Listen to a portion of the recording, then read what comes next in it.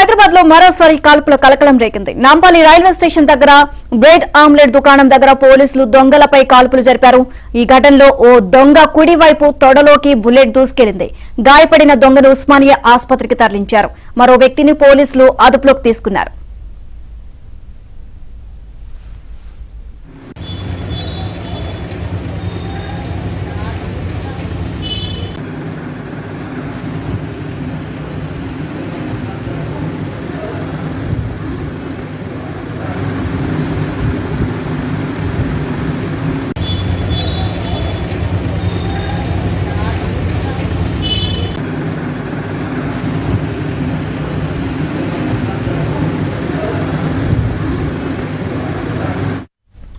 దుండగులు railway station దగ్గర అనుమానాస్పదంగా తిరుగుతుండగా పోలీసులు ప్రశ్నించారు.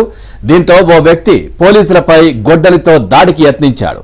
మరో వ్యక్తి పోలీసులపై రాళ్లతో దాడి చేశాడు. దీంతో పోలీసులు ఆత్మరక్షణ కోసం ఫైరింగ్ చేశారు. ఇద్దరు దొంగలు నాంపల్లి మంగార్ బస్తీకి చెందిన వ్యక్తులుగా పోలీసులు గుర్తించారు. వీరిపై అనేక కేసులు ఉన్నట్టు పోలీసులు తెలిపారు.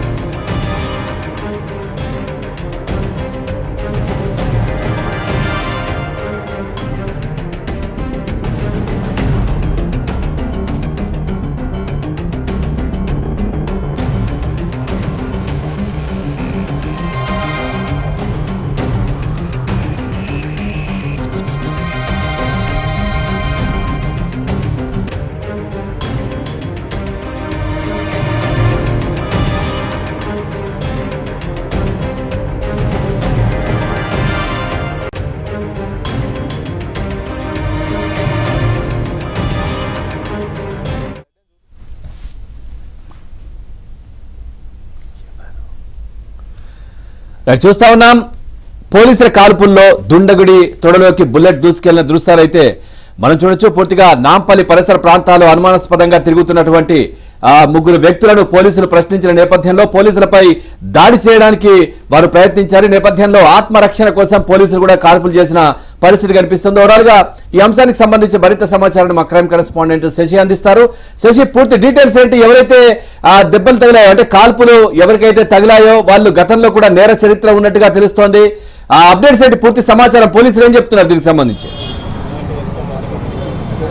హైదరాబాద్ లో వరుస కాల్పులు కలవరం రేపుతూ ఉన్నాయి. గతంలో గోపాలపురం పోలీస్ స్టేషన్ తో పాటు సైదాబాద్, దాసప్ నగర్ పోలీస్ స్టేషన్ పరిధిలోనే ఈ కాల్పులు చోటు చేసుకున్నాయి. గత నెల రోజుల కాలంలో 3 చోట్ల కాల్పులు చోటు చేసుకుంటే తాజాగా ఈరోజు నాంపల్లి పోలీస్ స్టేషన్ వద్ద కూడా, నాంపల్లి రైల్వే స్టేషన్ వద్ద ప్రస్తుతం కాల్పులు కలకలం రేపాయంటూ కూడా చెప్పుకోవచ్చు. అయితే ఈ మధ్య కాలంలో చైన్ స్నాచింగ్లతో పాటు రకరకాల నేరాలు ఎక్కువ అవుతున్నటువంటి నేపథ్యంలో రాత్రులు ఎక్కువగా పోలీసుల గస్తీ ఉంటుంది. ఇందులో భాగంగా పోలీసులు అనుమానాస్పదంగా తిరిగేటటువంటి వ్యక్తులను, అనుమానితులను అదుపులోకి తీసుకుని వారిని అప్పటికప్పుడు ప్రశ్నించేటటువంటి ప్రయత్నం కావచ్చు, వారిని తనిఖీ చేసేటటువంటి ప్రయత్నం కొనసాగిస్తూ ఉంటారు. ఈ నేపథ్యంలోనే రాత్రి నాంపల్లి రైల్వే స్టేషన్ వద్ద అనుమానాస్పదంగా తిరుగుతున్నటువంటి ఇద్దరు వ్యక్తులను పోలీసులు అదుపులోకి తీసుకున్నారు. వారిని తనిఖీ చేస్తూ ఉన్నారు. తనిఖీ చేస్తున్నటువంటి సమయంలోనే ఒక్కసారిగా ఆ ఇద్దరు దొంగలు కూడా పోలీసుల మీద ఎదురుదాడికి దిగారు. ఒకరు తమ వద్ద ఉన్నటువంటి గొడ్డలి సహకారంతో పోలీసుల మీద దాడికి దిగేటటువంటి ప్రయత్నం చేసినప్పుడు వెంటనే అప్రమత్తమైనటువంటి పోలీసులు ఆత్మరక్షణలో భాగంగా అతని మీద తిరిగి దాడి చేసినటువంటి నేపథ్యం ఉంది. మరోవైపు ఇంకొక వ్యక్తి కూడా, ఇంకొక నేరస్తుడు కూడా రాళ్లు తీసుకుని పోలీసుల మీదకి రువ్వేటటువంటి ప్రయత్నం చేసినప్పుడు పోలీసులు అడ్డుకున్నారు. ఇక ఇద్దరు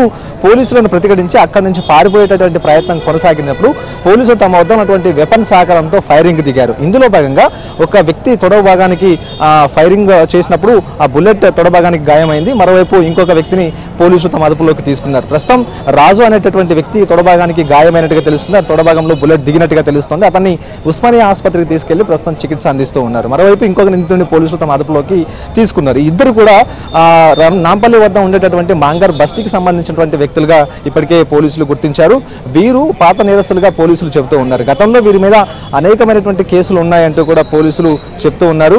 ప్రధానంగా దొంగతనాన్ని వృత్తిగా ఎంచుకుని వీరంతా ఉంటున్నట్టుగా పోలీసులు ప్రాథమిక దర్యాప్తులో తేలింది. అయితే ఈ మధ్యకాలంలో రాత్రులు ఎక్కువగా చైన్ స్నాచింగ్లు జరుగుతూ ఉన్నాయి, మరోవైపు ఎక్కువగా దొంగతనాలు కూడా జరుగుతూ ఉన్నాయి. ఇలాంటి నేపథ్యంలో ప్రత్యేకమైనటువంటి డెకాయిట్ టీంలను పోలీసులు ప్రత్యేకంగా ఏర్పాటు చేశారు. ఈ డెకాయిట్ టీంలు రాత్రంతా కూడా గస్తీ తిరుగుతూ ఉంటాయి. అనుమానాస్తుల మీద ఎక్కువగా నిఘా పెట్టి వారిని తనిఖీలు కొనసాగిస్తున్నటువంటి సందర్భాలు కూడా ఉంటాయి. ఇలాంటి సమయంలో పోలీసుల నుంచి తప్పించుకోవడానికి ఈ స్నాచర్స్ అంతా కూడా ఎదురుదాడి దిగుతూ ఉంటారు. ఇలాంటి పరిస్థితుల్లో ఇక వెపన్స్ యూజ్ చేయాల్సినటువంటి పరిస్థితి ఏర్పడుతుంది. ఇక వారిని అదుపులోకి తీసుకోవడానికి కావచ్చు, లేకపోతే ఆత్మరక్షణలో భాగంగానే పోలీసులు ఈ ఫైరింగ్ చేస్తున్నటువంటి సందర్భాలు అయితే వెలుగు చూస్తూ ఉన్నాయి. ఈ మధ్యకాలంలో స్నాచర్స్ పోలీసు నుంచి తప్పించుకోవడానికి కావచ్చు, లేకపోతే స్నాచింగ్ చేసేటటువంటి క్రమంలో చివరికి ప్రాణాలు తీయడానికి కూడా వెనకాడనటువంటి పరిస్థితులు దాపురిస్తూ ఉన్నాయి. చైన్ స్నాచింగ్ చేస్తున్నప్పుడు కావచ్చు, ఫోన్ స్నాచింగ్ చేస్తున్నప్పుడు ఆ బాధితులు ఎదురు తిరిగితే వారి మీద కత్తులతో దాడి చేయడం, లేకపోతే వారిని అంతమొందించి అక్కడ నుంచి పారిపోయేటటువంటి ప్రయత్నాలు, అలాంటి యత్నాలు కూడా గతంలో చూసాం. అలాంటి సంఘటనలు కూడా గతంలో చూసాం. ఇలాంటి సందర్భంలోనే పోలీసుల మీద కూడా గొడ్డలితో దాడి దిగడంతో ఇక పోలీసులు కూడా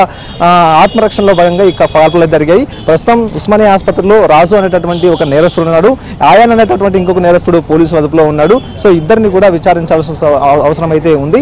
ఈ ఇద్దరిని కూడా అదుపులోకి తీసుకుని విచారిస్తారు. ప్రస్తుతం ఏ కేసుల్లో వీరు నీతులుగా ఉన్నారు, ఎక్కడెక్కడ వీరు చోరీలకు పాల్పడతారన్న అంశాల గురించి వీరిని అదుపులోకి తీసుకున్న తర్వాత ఒక క్లారిటీ వచ్చేటటువంటి అవకాశం అయితే ఉంది. సో మొత్తానికి పోలీసుల కాల్పులు అయితే మాత్రం కలకలం రేపుతూ ఉన్నాయి. వరుసగా చోటు చేసుకుంటున్నటువంటి కాల్పులు నేరస్తుల్లో ఏమైనా మార్పు తీసుకొస్తుందనేది చూడాలి. నిజంగా నేరస్తులు భయపడి ఈ నేరాలు ఆపుతారేమో చూడాలి మరి.